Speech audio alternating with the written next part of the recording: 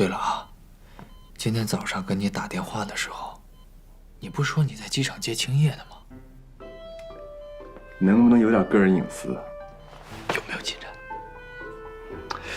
哎，我觉得真的是挺奇怪的，摸不透他对我忽冷忽热的。怎么想我完全摸不透。哎，我发现这方面我的情商跟智商都比不上你，你比我强太多了。哎，女人就是挺逗的，太神秘的物种了，搞不懂。我跟你说，哥，你呀，你别管青叶是怎么想的，你先问问你自己心里是怎么想的。你对他有感觉吗？哎呀，不聊这话题，改天再说。照照镜子，看看你自个儿吧，憔悴的不像样了都，很多烦心事儿。还行吧，就是最近有点忙，这月底要去英国了。我们集团那个在英国分公司马上挂牌了。恰巧在这个时候，人许家腾请假了。他请假，为什么？这也没说原因呢，我也纳闷啊。你想我们在上海创业的时候，40度的高烧，他都坚持来公司，一边打着吊瓶，一边听汇报。那生病请个假，这有什么异常吗？在我来说，反正不算正常。这么多年了，我从没见过他请假。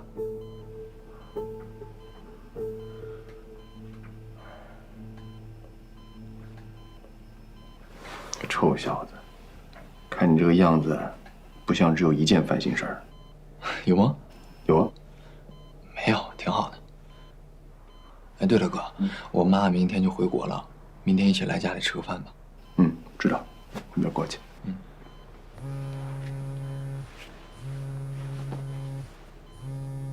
哥，我接个电话。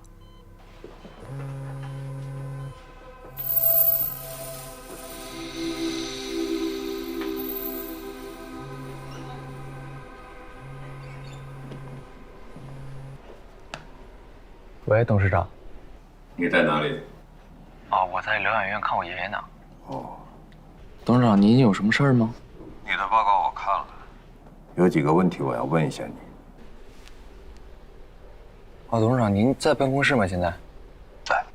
啊，行，那我一会儿去找您。哦，向你爷爷问好。谢谢董事长。不过，他现在已经完全失去意识了。我在办公室等你。我马上就回来找你，董事长。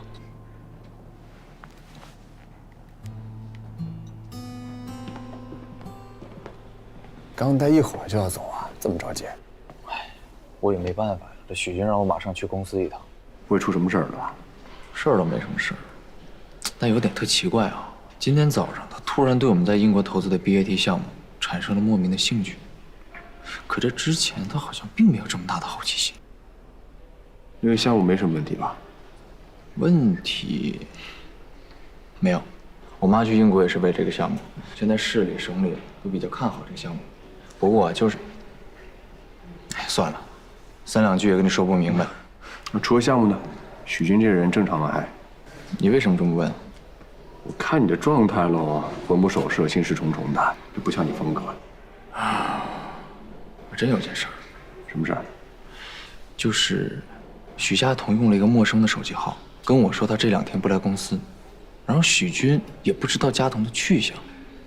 这很显然，许军现在根本就不知道家彤新的手机号码，你不觉得有点奇怪吗？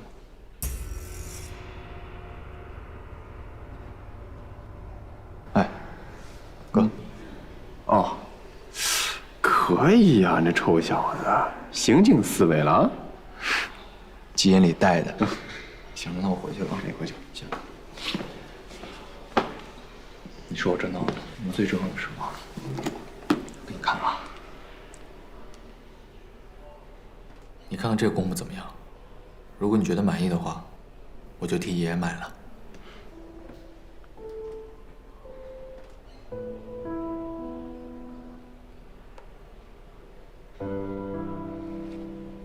叔叔婶都看过了吗？他们看了，觉得还挺满意，还行。你放心，我已经货比三家了。我主要是觉得这个公墓它的各方面条件都还不错。好就好。多少钱？哎呀，哎，钱的事儿你就别管了。行了，咱们俩一人一半儿。你要是忙的话，我就把钱付了。那也行，这样吧，你付1/3，然后我爸妈也付1份。我现在就把那个张经理电话给你发过去啊。你把那个链接发过来吧。行。哥，这2天有时间，你去那个公墓看一下。主要是看看我选的位置，你要是觉得不合适，你可以再选。我是实在忙得抽不开身，没时间弄公墓的事儿。行，回去吧，我再陪一会儿。行，我走了，哥。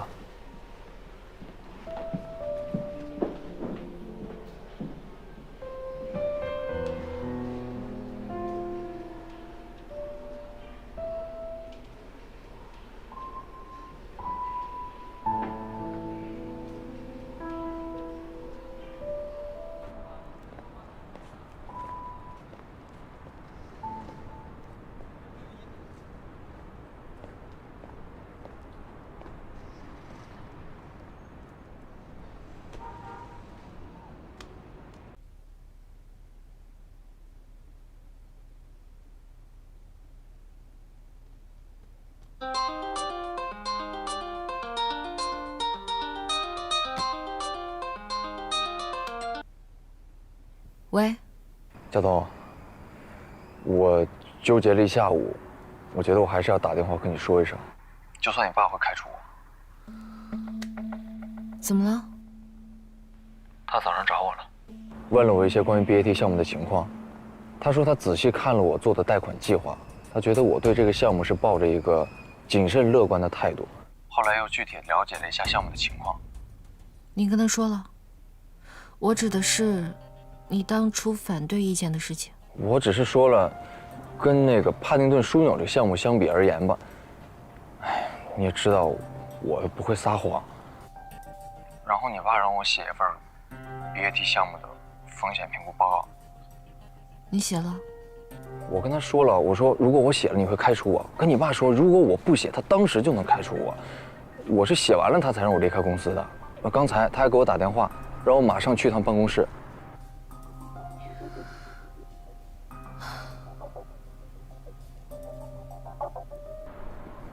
我是不是要卷铺盖走人了？你先别说这个，你把那份报告马上发给我。好，我马上发给你。那我还要去见你爸吗？照常去。从办公室出来以后，马上给我打个电话。这一夜之间，我感觉自己好像变成你们之间夹心饼干了。哎，你跟你爸之间到底怎么了？你别管了。浩宇，你记住，这份报告不能流传出去，而且不能再给任何人看，听清楚了吗？好，我知道了。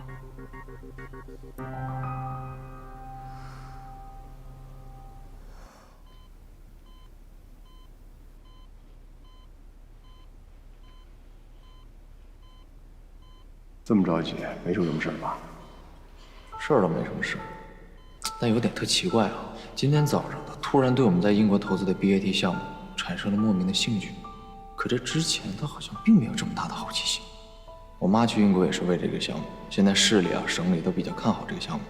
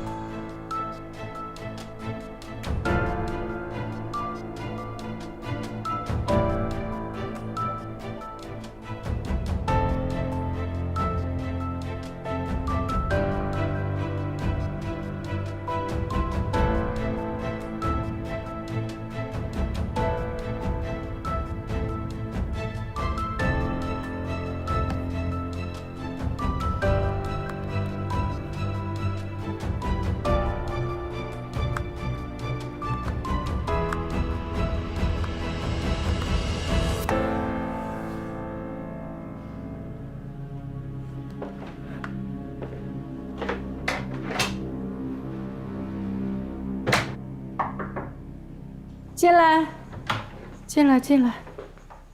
哎，奶奶，我爸他找了浩宇，写了一份风险评估报告，是关于 BAT 项目的。啊，我怎么没听明白？我之前没跟您说过，其实，在英国的时候，浩宇已经发现了 BAT 项目的一些问题。之前他也不建议我们投资这个项目，是我逼着他去做的。现在我爸有了这个风险评估报告，一定会极力的阻止我们实施这个项目。在飞上海的飞机上，我爸也跟我说过，他对 BAT 这个项目一直有一些担心。现在他有了这个当筹码，一定会找您谈判的。您想好怎么说了吗？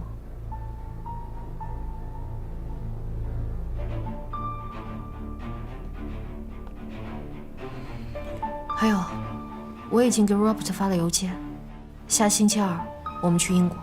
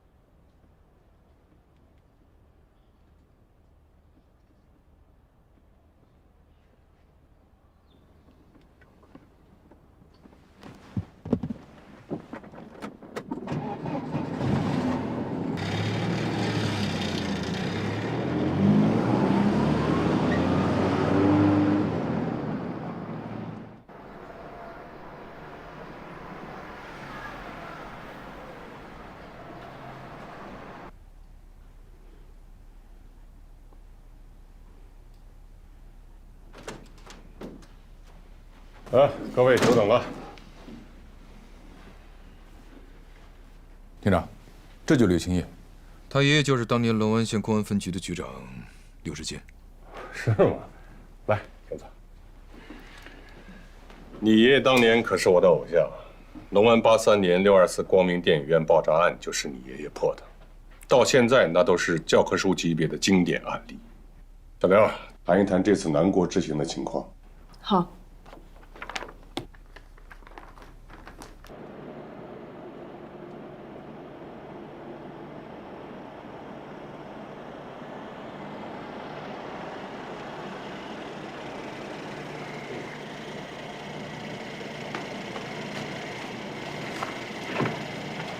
叔，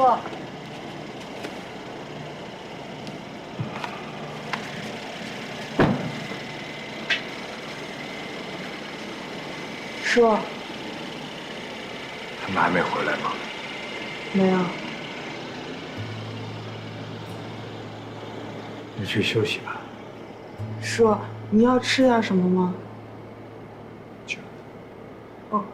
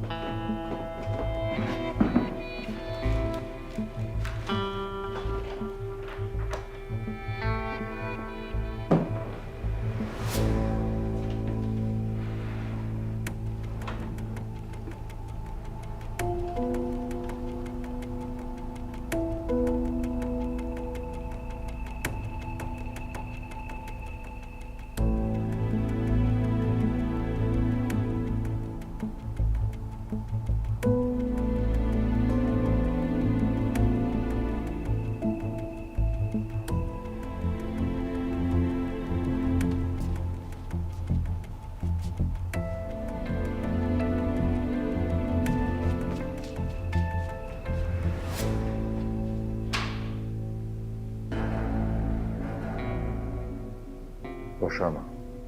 没事。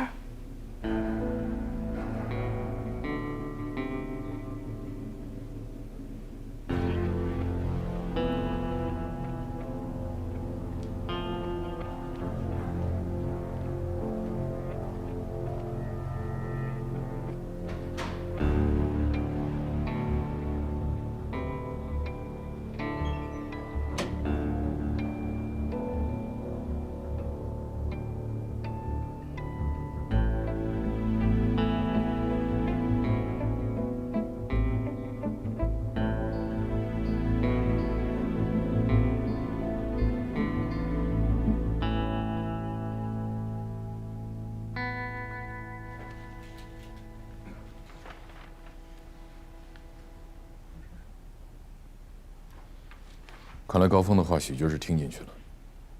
不得不说，案子推到今天这一步，高峰有一定的贡献。但是他这次对许军所做的一切，太不理智了，有可能把我们目前的成果毁于一旦。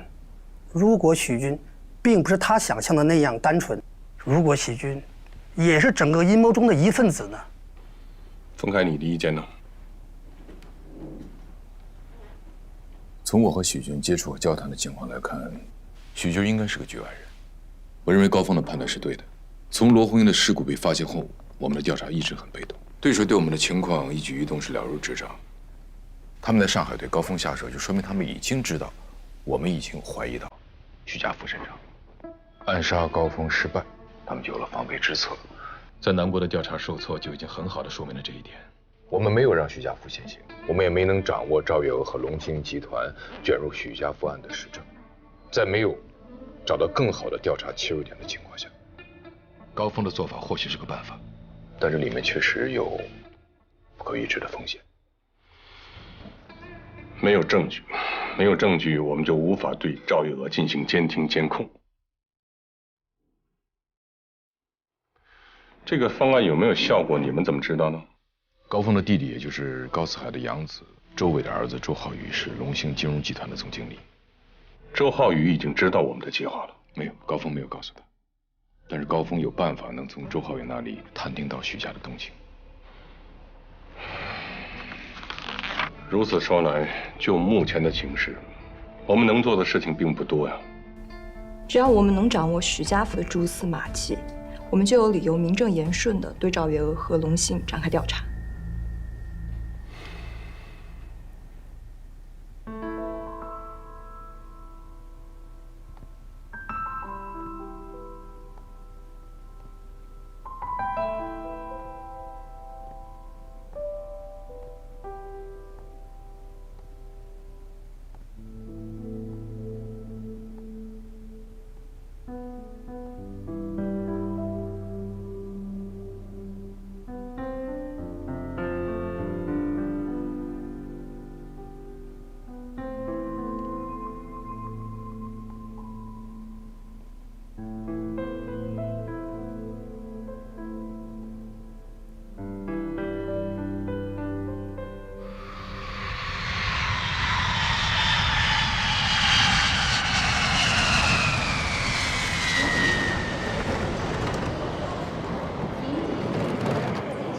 珊儿，哎，来晚了吧？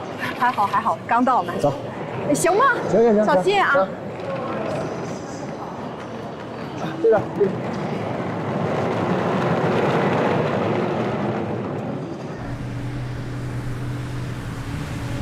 婶儿，英国之行如何呀？啊，印象深刻啊！你知道我本科是学英语的吗？我还以为自己英语挺不错的呢，结果到了 Manchester， 那简直是……再说吃的啊，我有一天突然心血来潮，非常想吃面。找到一家评分4.5分的拉面馆，当他的面端上来的时候，我忍住没有哭出来。为什么？说好的浓汤拉面，结果吧，就是个清汤挂面。我要是自己在酒店里泡一个方便面，还比他味道浓呢。你看啊，婶儿，这就是明显的代沟。你说浩宇啊，听到是英国啊，他绝对是羡慕嫉妒恨。您呢，全是槽点。嗨，那也不全是啊，人家有教养，素质高，懂礼貌。老牌帝国主义还是留下一些文明的。有道理。哎，对了，婶儿，您这回去英国就是为龙兴集团的事儿吧？对呀，龙兴要在英国投资嘛，他们要做内保外贷。内保外贷什么意思啊？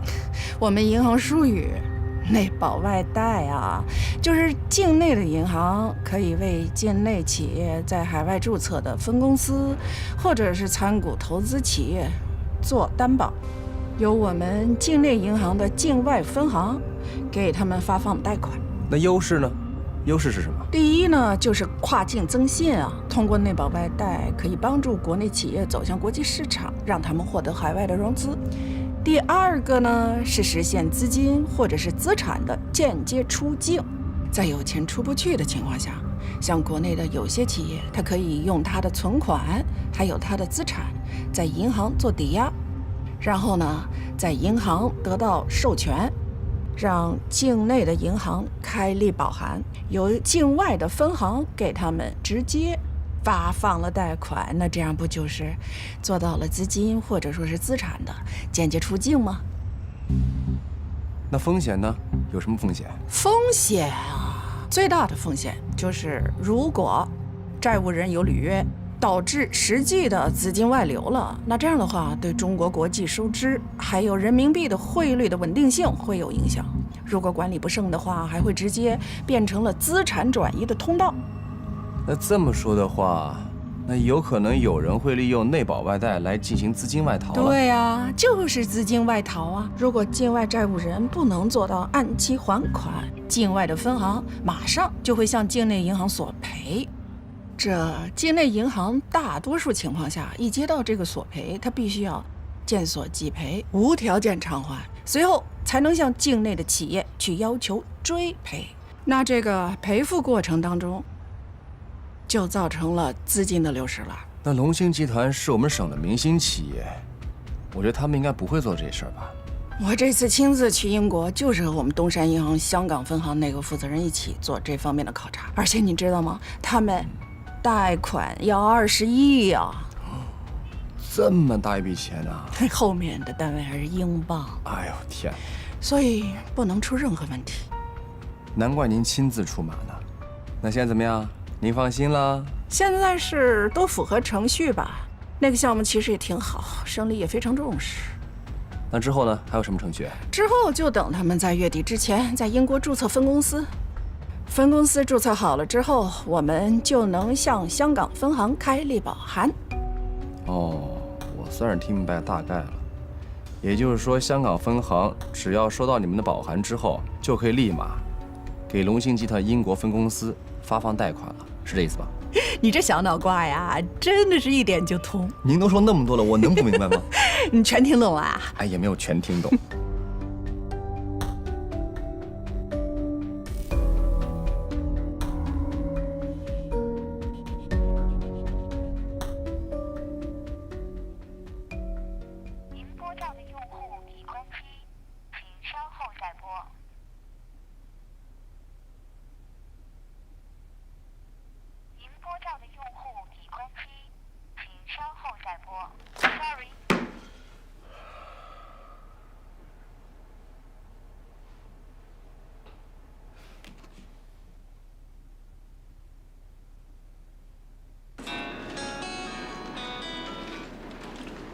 喂，董事长，你这2天跟彤彤联系了吗？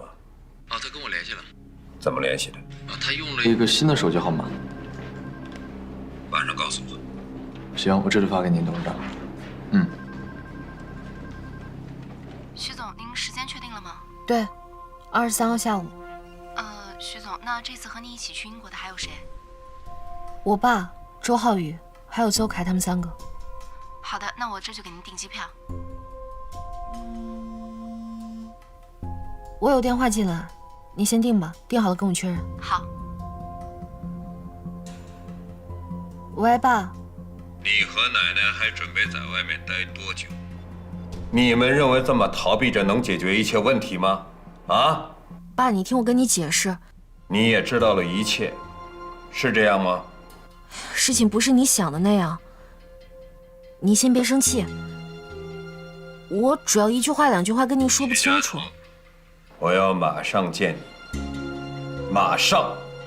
为了 BAT 项目 ，BAT 项目怎么了？我要宣布终止这个项目。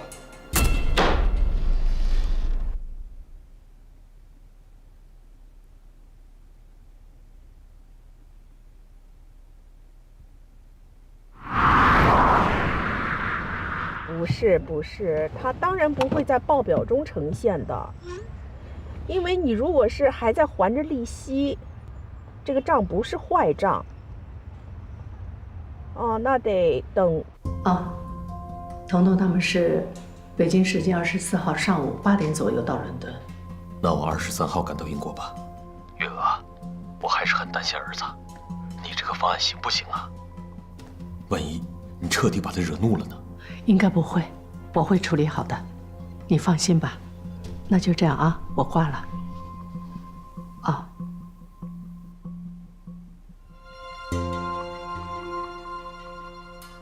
你告诉罗伯特，我们23号赶到英国。好的。奶奶，你想好怎么跟我爸说 BAT 项目的事儿了吗？没问题，打电话让你爸过来吧。好。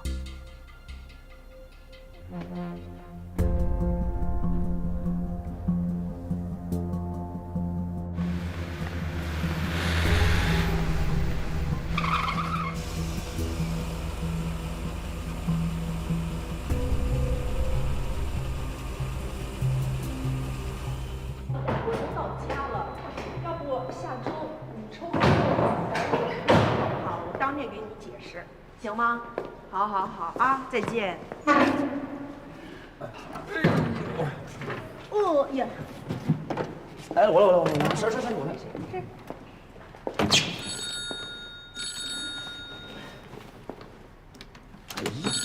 喂，秦叶。我刚刚在开会，打成了静音。怎么了？又要我帮你蒙谁？啊，同学聚会啊，我刚从机场回来，去不了。再说浩宇又不去。喂，我听着呢，你自己演独角戏就行了，用不着我给你拽台词儿。啊，你稍等啊。浩宇刚刚给我来微信了，他今天晚上公司加班来不了了，你去。我得陪您跟叔叔呀。哎呦，家里人自己吃饭，什么时候都能吃啊？不是，问题是就俩同学回来，就聚一下而已，就那么简单，人不全的。秦叶对你有意思，浩宇都告诉我了。哎呀，事儿8字没一撇的事儿，行吗？谁让你去？你去。喂，金叶，那我过来一趟吧。在哪儿？我在刑侦大队。啊，行，再见啊，拜拜。哎呦，婶儿，婶儿。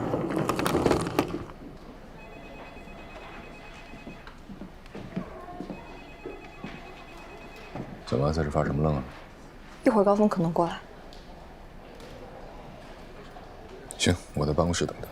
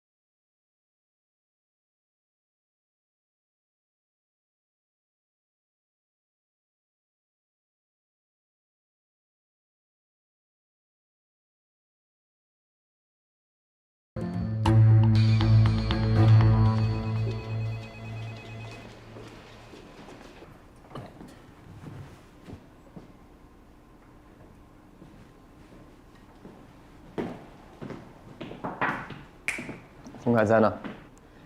听说你要来，他推到重要的事儿，特地在办公室等你。没想到你真是个戏精。还不是被你逼的。本来想让你配合一下的。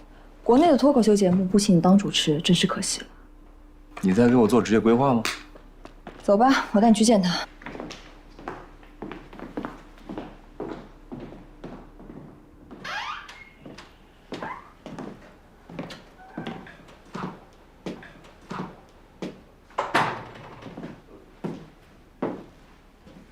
我怀疑赵月娥和许家彤利用龙信集团的 BAT 项目。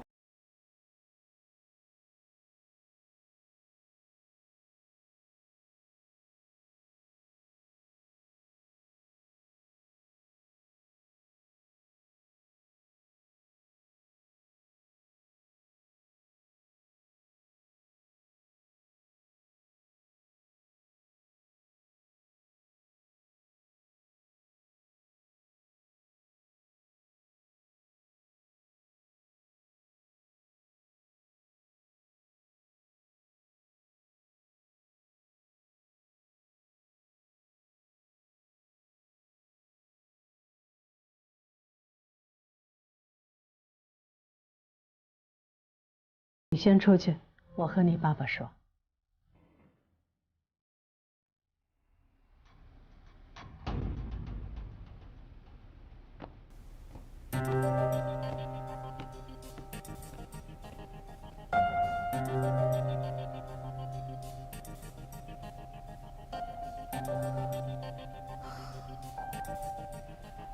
君儿 ，BNT 项目是市里和省里重点关注和支持的项目，你怎么就觉得我们要利用这个项目转移资产呢？妈，我傻吗？我不傻。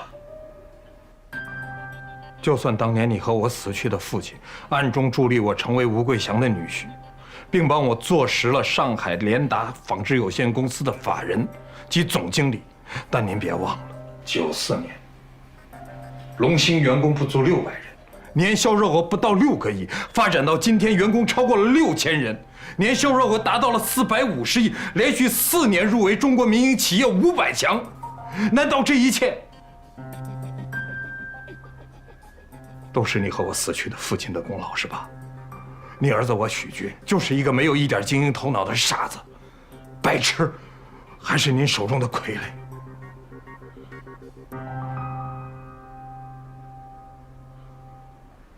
您说话呀！我到现在才明白，为什么罗红英的尸骨被发现后，你要匆匆召开董事会，在不跟我商量的情况下，任命彤彤为集团的总经理。你接着说。你怕了，你心虚了，你怕当年的事情会败露出来，你怕警方会查到徐大身上，查到我死去的父亲，怕当年的事情一点点都播出来。所以你情急之下想到了彤彤，想到了他在英国的资源，想到了海外投资。你想一点一点的把龙兴的资产全都移到海外去。另外还有我那个死去的父亲，不，他没死，他就在海的那一边，他活着，他就在那边坐着。妈，他跟你遥遥相对，他派出杀手抢回龙湾，就是为了消灭一切对你们不利的证据。你说完了？我说错了吗？你准备怎么做呢？妈，我今天所有跟你说的一切，到此为止，我也只会跟您讲。但是我不想再看到任何人因为这件事情去流血。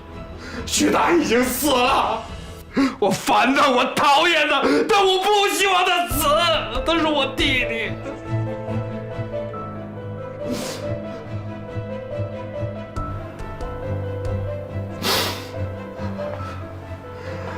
妈，我求你了，BAT项目停了吧。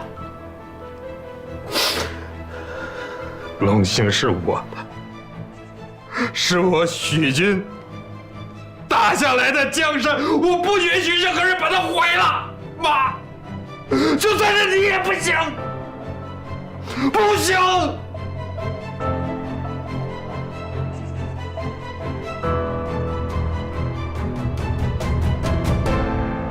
法律公正是约束每个人的，但公正不是结果，公正是一个过程。我们现在所追求的司法公正，就是一个尽可能公正的过程。在这个法律体系中，我们警察的任务就是建立一个不容易被人钻空子的证据链。怀疑一个猜测能成为证据吗？亏你还差点成为个律师。公平正义的司法体系必须满足下面的条件：第一，讲证据；第二，重取证程序。没有严格的法律程序，不得剥夺任何人的生命、财产和自由。所以啊，我们就要眼睁睁看着赵月娥利用龙兴集团 BAT 项目进行资金外逃，我们什么也做不了，是这意思吗？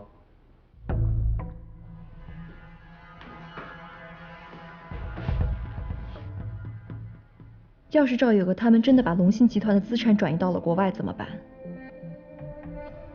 所以说你并不认同我所说的这些观点，是吗？逻辑上是通的，可证据呢？就凭沈长英说内保外贷有导致资产往国外转移的风险，可沈长英也说了 ，BAT 是个好项目，再加上有市里省里的大力支持，我怎么跟上头讲？就凭你说有这个可能，就把 BAT 项目封杀了，可能吗？那这样吧，您呢就静静在这儿待着，我去找证据。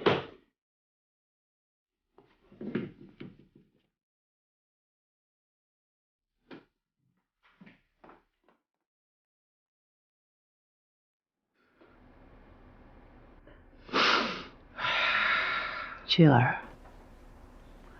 如果你刚才说的那些话都是真的，那你觉得龙兴现在还会是姓许吗？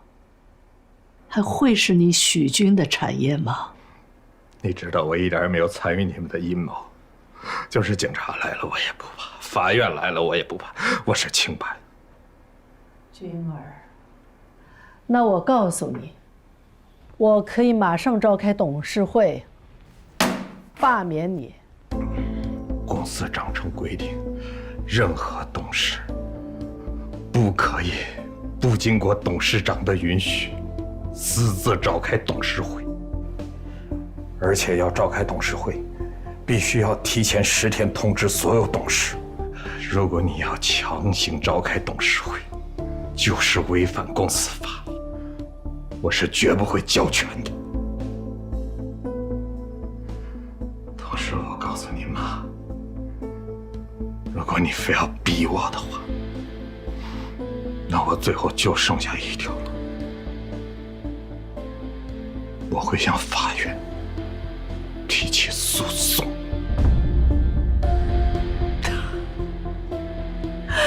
君儿，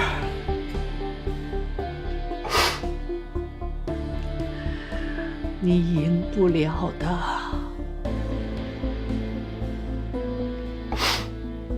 你不交权，你还要上诉法院，那龙兴集团就成了群龙无首的境地了。你觉得那些董事会答应吗？股东们会答应吗？市政府、省政府会答应吗？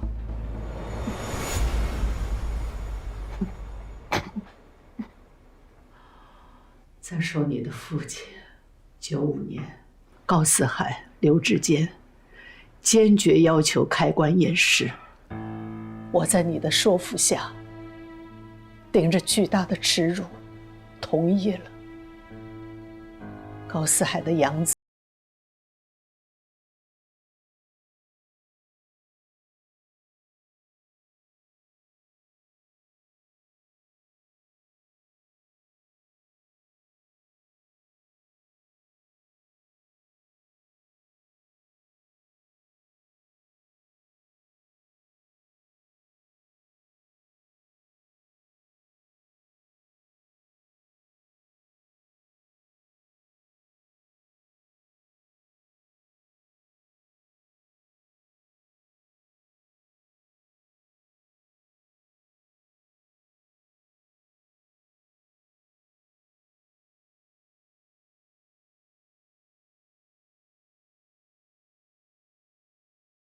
竟我何德何能，我能改变那个结果？你那么信任高峰，高峰是怎么跟你解释的？可杀手是怎么回事？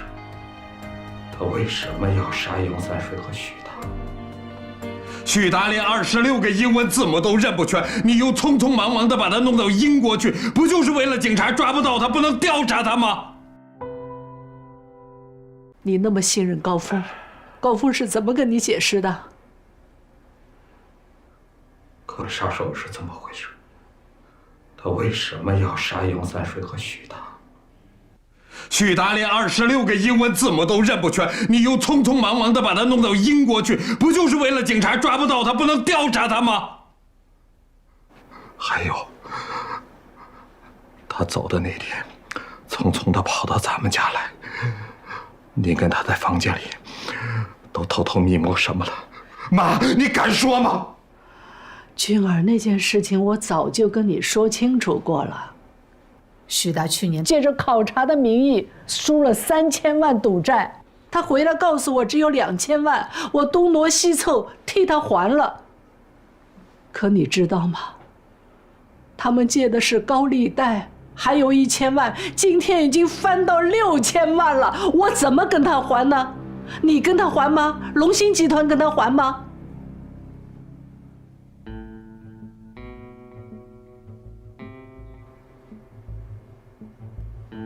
那个杀手是为了赌债把许达杀了。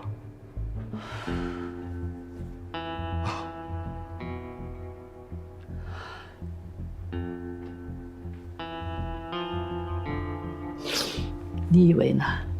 你还真以为是你死去的爸爸派来的？刘青叶和上海刑侦总队的人刚刚回来，他们要是找到你爸还活着的证据，我俩还能在这儿说话吗？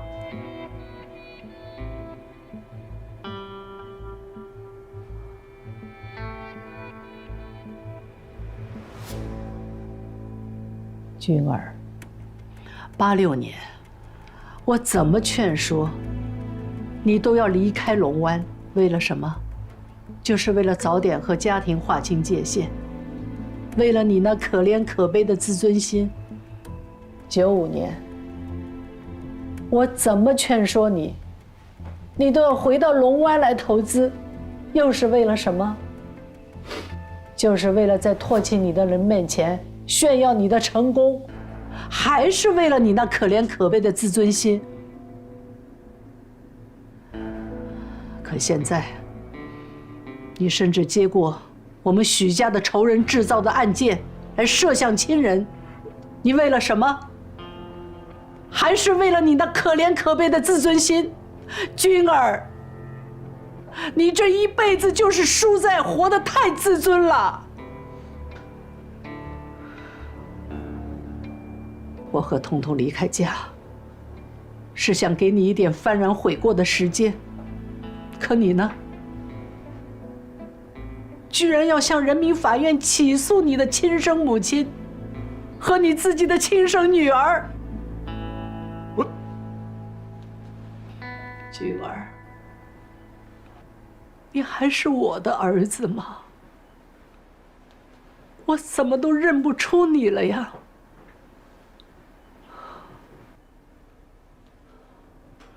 谁在你的伤口上撒盐，谁在你的伤口上抹药，你连这个都闹不明白，还有资格当龙兴集团的董事长吗？狼肉回头，必有理由，不是报恩就是报仇。如果高峰是什么人，你弄不清楚的话，高四海是什么人，你也不清楚吗？你爷爷当年是他的救命恩人，可他呢，恩将仇报。他们高家都是白眼狼，你要是再不远离他们，恐怕连你自己的骨头都要不剩了。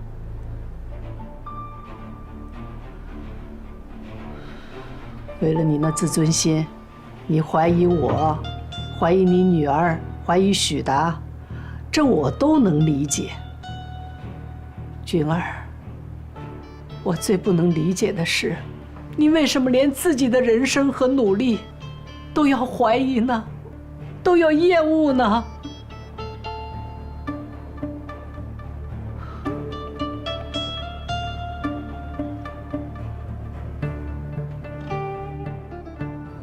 你为什么要怀疑自己的能力呢？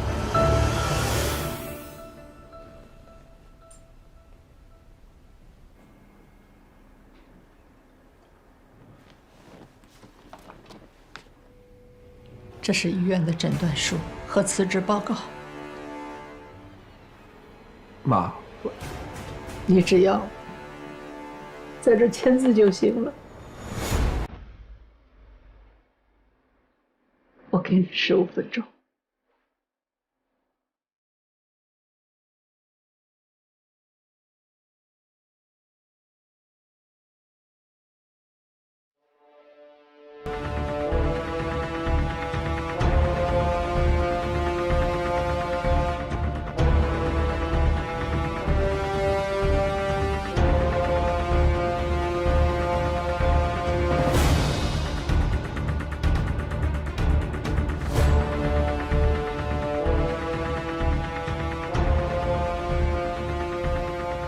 俊儿，如果你恨我，能让你从痛苦中解脱出来，那你就恨我吧。家人就是为此而存在的。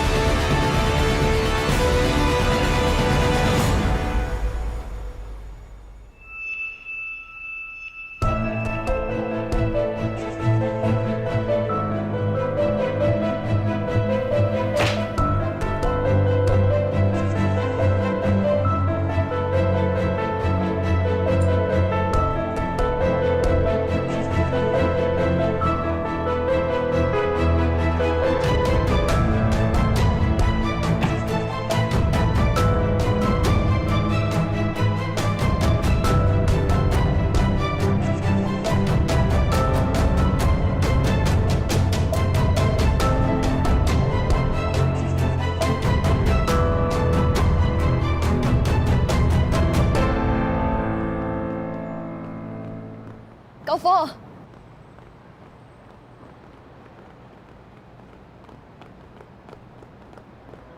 高峰，你等一下。你想说什么？你说吧。我理解你的心情，可冯凯说的也没错。在美国辛普森案中，愚蠢的警方为了加强说服力，在辛普森的袜子上滴上了被害人的血，但让敏锐的律师查出了破绽。因为血液滴在袜子上和被倒在袜子上的痕迹是不一样的，这就让陪审团相信，如果一个证据是伪造的，那其他的又有多少是可信的？又好比你在吃一碗面发现一只虫子，你通常的做法会把整碗面倒掉，而不是继续寻找是否有其他的虫子。宁可一漏1000，也不错判1个，这道理我懂。你在这个案子里带入了太多私人感情，我又何尝不是呢？保持冷静。切勿轻举妄动，这不是世界末日，但有时候它就像世界末日。这就是你的问题了，悲观。我觉得悲观没什么不好。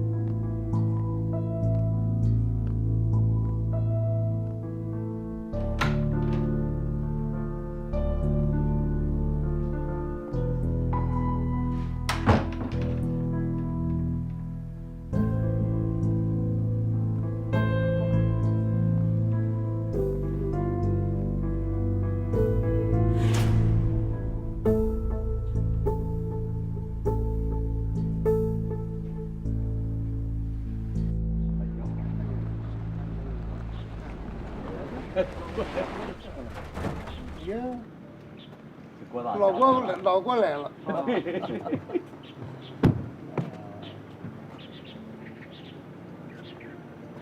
哎呀，老郭，你这么长时间没见，忙什么呢？是？去了一趟普罗旺斯，上星期刚回来。哦，老郭，真的去收购酒庄了？那还有假？哎，对了，这个赵月娥今天急急忙忙的把他们叫来，有什么事吗？不知道，这真不知道啊。你们也不知道？不知道，不知道。这个赵月娥，走，先进去看看。好。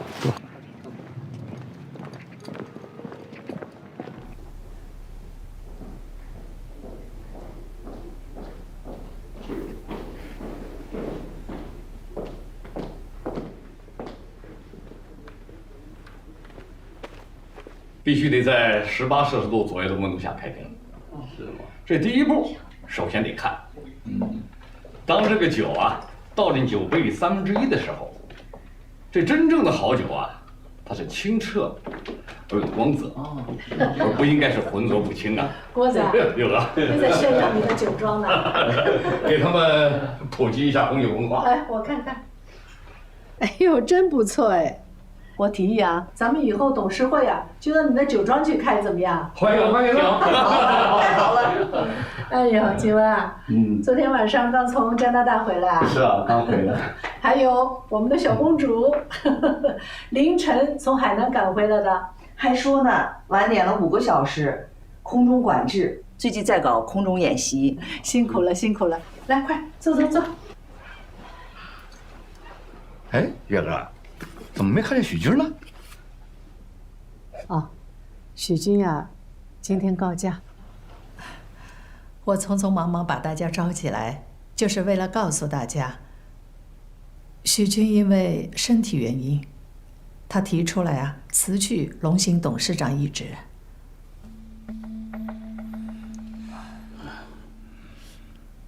啊，这是他的报告，你们先看一下吧。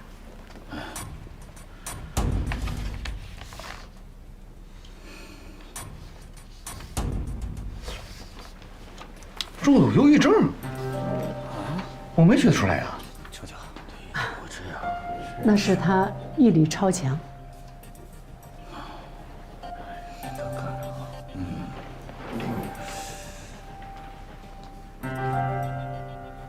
报告呢，你们都已经看过了。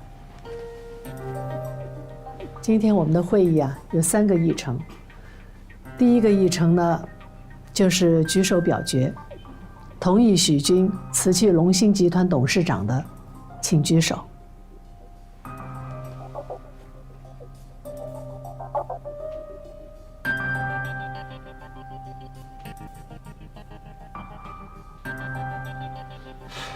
那谁来担任董事长一职呢？还没到这个议程呢。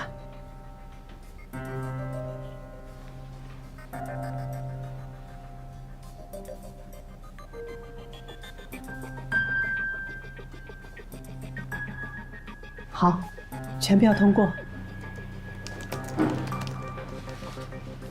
第2个议程呢，请许家彤跟我们讲一讲 BNT 项目的进展情况。家彤，好。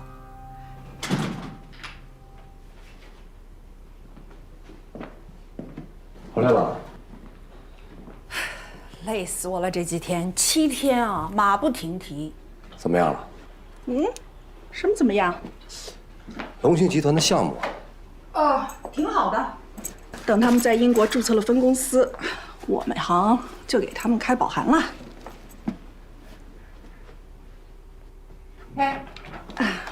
那给你。哎，怎么了你？眉头紧皱，心事重重呢？没什么，这医院一些琐碎的事儿。谢谢啊。妈，哟，妈，你回来了。妈，你胖了。我胖了啊？我以为英国的黑暗料理能帮你减减肥呢。你胡说！我胖了吗？我真胖了。没胖，挺好的。哎，妈，高峰呢？高峰跟同学聚会去了，刘青叶找他。说有2个同学从外地来要一起聚聚，我让他去了。谢谢妈。哎，记住啊，我跟他说你今天晚上公司加班不回家吃饭，你别到时候穿帮啊。同学，我怎么没听说过？所以现在省政府跟省发改委都是非常支持 BAT 项目的，甚至要成立一个对外投资的基金来支持 BAT 项目。那现在内保外贷项目进行到什么程度了？只要我们公司在英国的分公司一成立，东山银行就会马上把保函发到东山银行的香港分行，而东山银行香港分行呢，现在正在对我们的 BAT 项目进行审核，只要保函一到，贷款马上就会打到我们香港分公司的账号上去。那从这次省政府对我们大力的支持可以看出，我们中国企业在海外投资，在未来是一个很大的趋势。海外投资是龙兴集团的战略手段，是创立我们世界品牌的最佳途径。对于 BAT 项目的投资，正是为了在英国树立起本土化的名牌形象，进而让龙兴成为世界名牌。我们对于 BAT 项目的投资赋予了海外投资新的功能和含义。大家还有什么问题吗？在这样一个关键时刻，我们龙兴集团不能群龙无首，所以呢，今天第3个议程啊，就是选举代理董事长。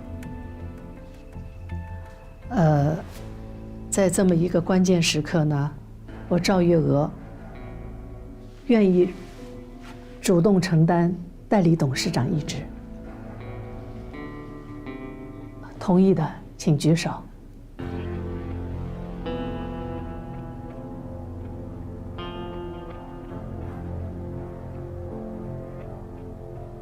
谢谢大家。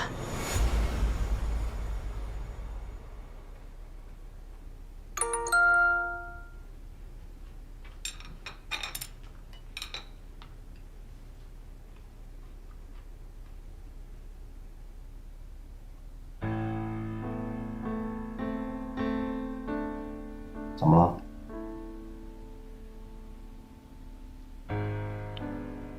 喂，浩宇。怎么回事？网上的新闻说你爸辞职了。是，我正打算告诉你呢。什么原因？健康原因吗？是不是因为他反对 BAT 项目？不是，是健康原因。哦，对了，下星期2，我们准备去英国，你把相关文件都准备好。这么早吗？不是月底吗？机票都已经订好了。还有啊，你给我爸写的那份文件传过去了吗？没有。马上销毁，不要给任何人看。嗯。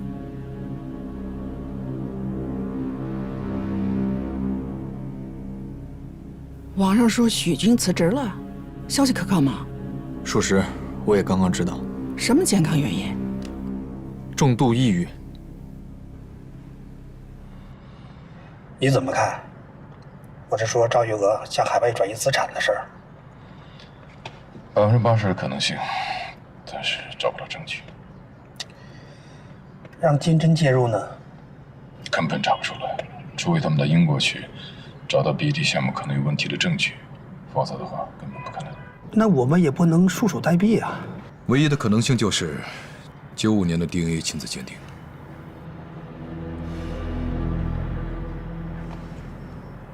我们进去吧。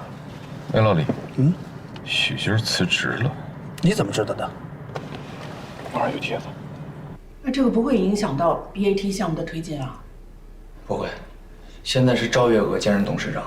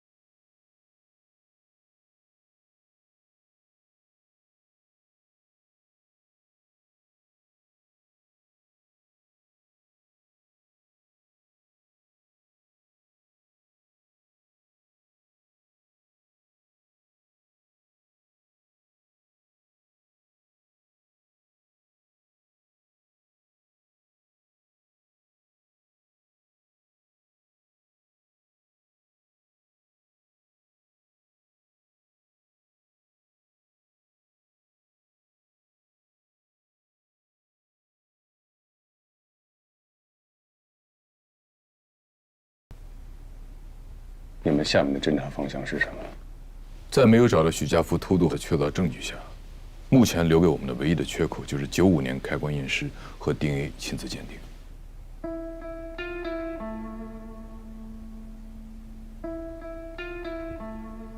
好，尽可能的把调查缩小到可控范围。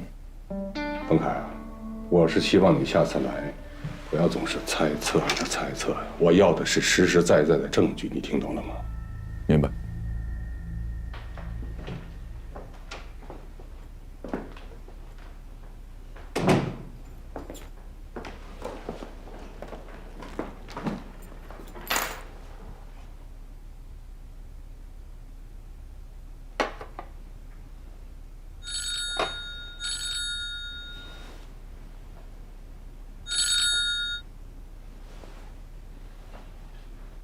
哎哥，哎，我听说那个你和青叶在给几个老同学接风，都来了谁啊？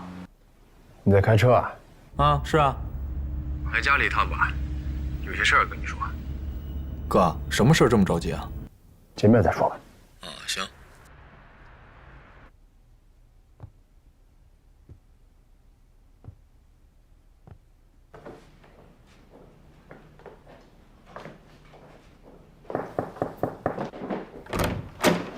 哥，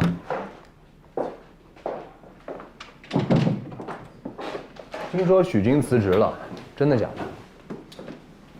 也许，这是我省今晚最大的新闻了。我已经接了无数电话了，问的都是同一个问题。你没回答我的问题。哦，他是辞职了，属实。听说他得了重度抑郁症，这个消息可靠吗？这个吧，我也不知道，因为我也不是医生。不过我查了一下百度啊。就是关于这个重度抑郁症的事儿，根据有关的数据显示，现在中国境内抑郁症患者就高达3000万人，而全球范围内正有5亿人遭受着抑郁症的折磨。我怎么觉得抑郁症这个词儿现在已经被滥用了呢？你什么意思？我觉得赵玉娥可能是利用重度抑郁症为借口，故意把许军踢出局。这许军是赵玉娥的独生子。他有什么理由把他换掉？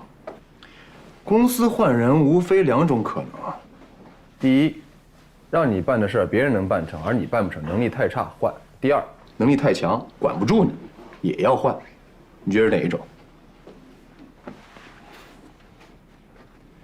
那公司高层人事调动，都是因为观念冲突，这总没错吧？你到底想说什么呀？我觉得许军不是主动辞职，而是被动辞职。赵悠悠觉得他对 BAT 项目有威胁，所以就把重度抑郁症的帽子扣在他身上。你应该心知肚明啊。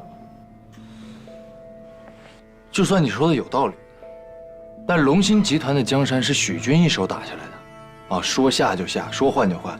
我要是许军，我不甘心沦为一个布偶。我可不这么认为。准确来说，龙兴集团江山不是许军打下的，而他的岳父吴桂祥打下的。许军最多就是一个继承者或者受益者吧。从能力角度上来说，他绝对不是赵玉娥的对手。你说呢？看来你已经有结论了。我觉得赵月娥跟许家彤是利用 BAT 项目，要把公司资产转移到境外。你是这个项目的负责人，难道一点意见都没有吗？不可能。BAT 项目嘛，是有一定的风险。就算是我不了解赵月娥怎么想的，但许家彤绝对不会有这样的想法。为什么？因为他有情怀啊。他从英国回国之后，我就一直跟着他在上海创业。他的梦想是什么我知道，而且他的梦想就是我的梦想。梦想？对，用国际化的视角、国际化的眼光、国际化的价值体系来为公司创造价值，这就是他的梦想。哥，这中国圣贤思想中有一句话，不怕事儿不成，就怕道不立。这做一个企业，它的目的还有意义是非常重要的。而现在龙兴集团的价值体系已经被潮流所淘汰了，你看不出来吗？它正面临的是衰败，所以，就算许军被辞职了，我不但不惊讶，我更佩服许家彤。因为心不同，道就不同，所以你看到的东西绝对不一样。看来许家彤在你心目中形象是带着光环的哈。是啊，家彤在我心里就是个好女孩。跟她走在一起啊，你仿佛就像是被一盏温暖的探照灯挑了出来，让你沐浴在她的光环之下，一下子让你暴露无遗，受宠若惊。仿佛所有的人都在关注你，让你从一个无名之辈变成了一个人物，一个大家真心想去交谈、想去交朋友的人。你对许家彤所有的判断都是准确的，没错，我也认同。但是你遗漏了一点，就是野心。她是一个非常有野心的女人，你跟这样的女人在一起，你会丢失自我的。除非你像比尔盖茨、像默多克这样有雄厚的经济实力，你可以为她的野心买单，但是你没有。哥，我发现你真的是变了。你跟家彤之间到底发生了什么？当年是你甩的他。我跟你谈的所有观点跟我们的感情没有关系。那跟什么有关？跟你妈妈有关系。东山银行是为龙兴集团出具保函的境内银行。如果说许家彤跟赵月娥利用内保外贷进行资金外逃，你告诉我，东山银行跟你妈妈会有什么样的后果？你想过吗？对不起，我妈亲自和东山银行香港分行的人去英国考察过 BAT 项目，什么结果想必你应该是知道的。我还有事儿，我先走。浩宇，我希望你把我今儿说的那些话全记在心里去。我们是兄弟。哥，我就是喜欢许家彤，我就是爱他。是，他是拒绝我了，不过只要我能待在他身边，能看到他，我就觉得很幸福。所以我希望你不要再说伤害他的话。浩宇，浩宇。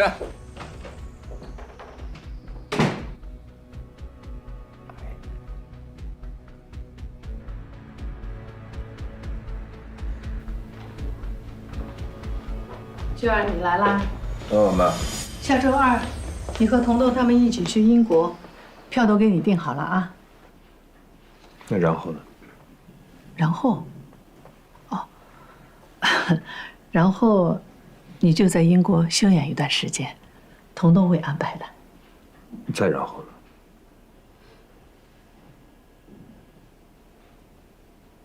再然后，是不是您会跟彤彤在一起去英国？这样我们一家祖孙3代就可以在英国长期相聚了，对吧？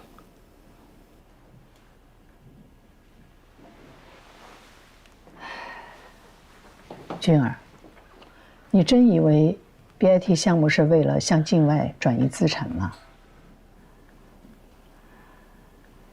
？2014年以来，省政府办公厅就颁发了关于支持企业走出去进行跨国开展业务的指导意见。3年了，政府官员找你谈了多少次话？他们当时都跟你说了什么？你说话呀，都说了些什么？希望龙兴积极适应经济全球化发展新形势，推行实施走出去战略，增强全省企业跨国经营能力，提升国际竞争力，促进我省开放型经济稳步健康发展等等。可你做了吗？你做了什么？你给他们的政绩增光添彩了吗？就连做烤面包机出身的惠尔康都响应政府的号召，到泰国去建厂投资了。他们那个企业原来只有300多个人，你95年在上海风光的时候，那个惠尔康的老板只有8岁，可现在呢，他们在政府的支持下，做到了我们当地第2大民营企业，年销售额直逼我们，和我们只差了20亿。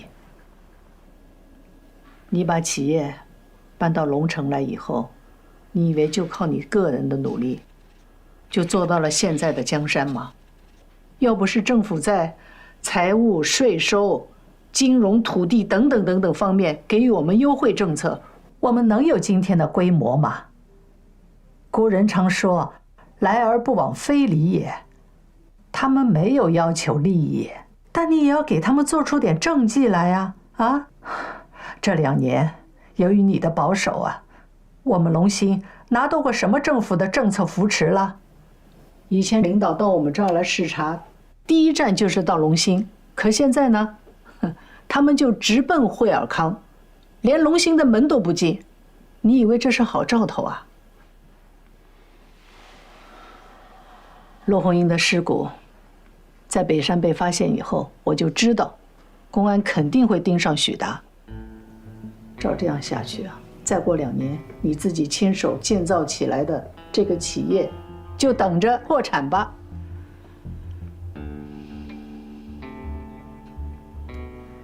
现在公安已经盯上了许达，盯上了你，也盯上了龙兴。为了把龙兴搞垮，甚至还编造出来说你爸爸还活着，这样的所谓事实，他们什么事情干不出来啊？在这个节骨眼上，你还不赶快把 BNT 项目推上去，做出点业绩来让他们高兴？你倒怀疑我和彤彤的用心良苦，做出亲者痛、仇者快的事情来。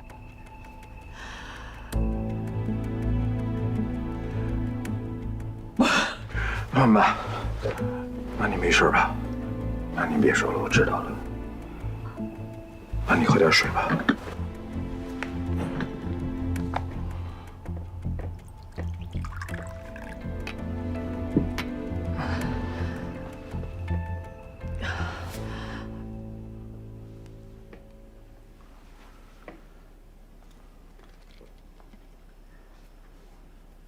去英国的事情，你再好好想想吧。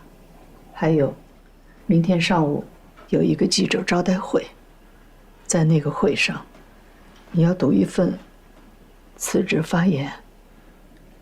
那，这是发言稿，你看看。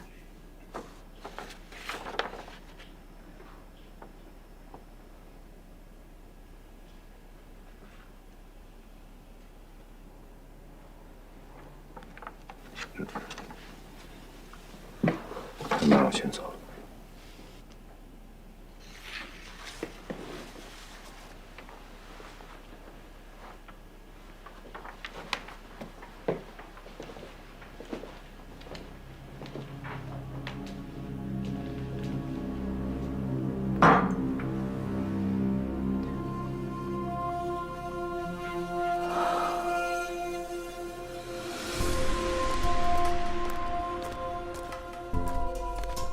达子，你就在这儿守着，看着点儿，有什么可疑的人来，赶紧告诉我。行，放心吧。这手电你拿着啊，去吧。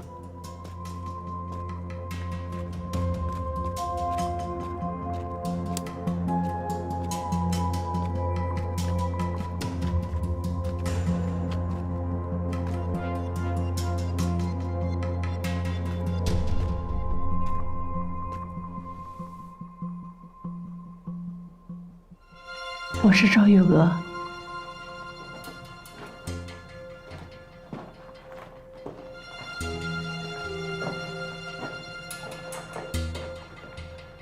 你放心，我侄子在洞口看着呢。请问你是蛇头还是？嫂子，我是偷渡过来的。我家家福他好吗？徐老爸很好，现在人在儋州呢。儋州啊？哎，我这次来啊，就是接你，还有你儿子，还有你侄子。咱们明天晚上就去这个海东县口埔村。明天晚上啊？哎呦，明天晚上可能走不了啊。现在公安啊，天天到村子里了解情况，我们村那些人像看贼一样看着我，我肯定去不了海东。再说我儿子现在在上海，要不再等一段时间，再来接我们，行吗？不是嫂子，我这也是冒了很大风险啊！现在这个公安抓这个偷渡抓得太严了。你就告诉我们家家父，就是那个白眼狼高四海，认定他没有死，所以这个案子结不了。那要不等这儿的情况好一点，我再告诉他。你的意思明天晚上我一个人回去。给你添麻烦了啊！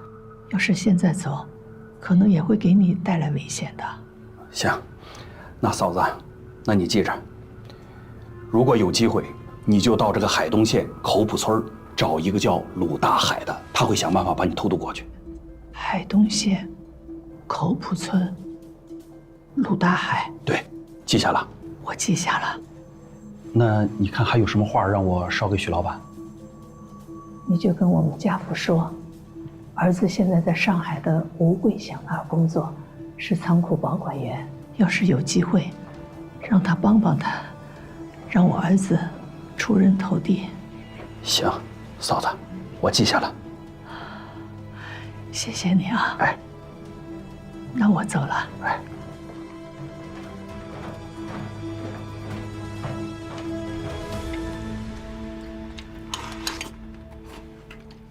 面丝嘛，你先吃，专门给你做的，多吃点。那我不客气了啊。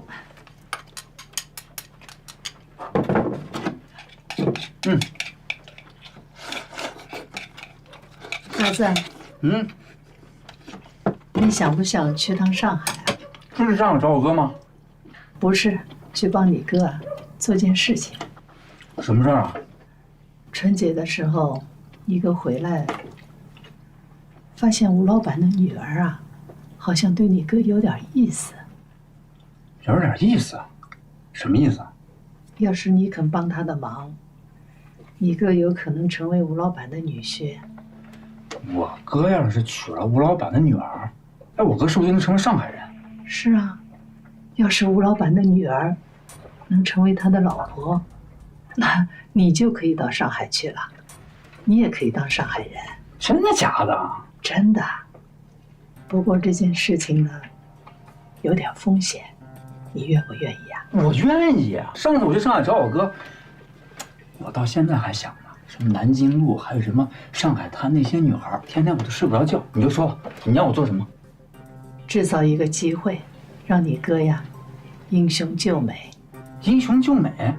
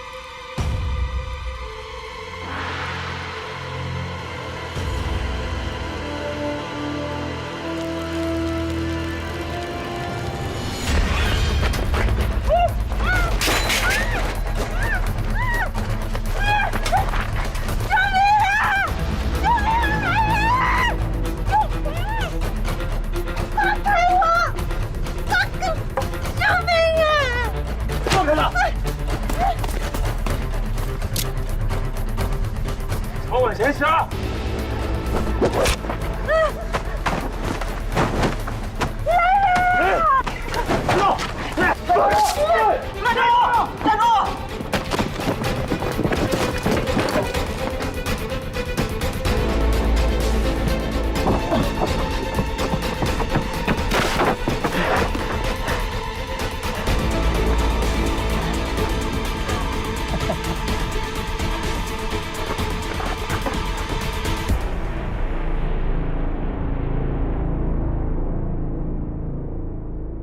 跟上海不一样嘛，你看这大高楼，吓人不？